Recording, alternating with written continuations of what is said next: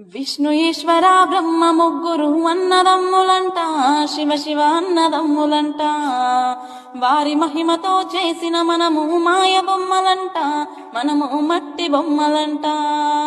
మిద్దెలున్నాయని మేడలున్నాయని మురువవోకు మనసా, నువ్వు మురువవోకు మనసా.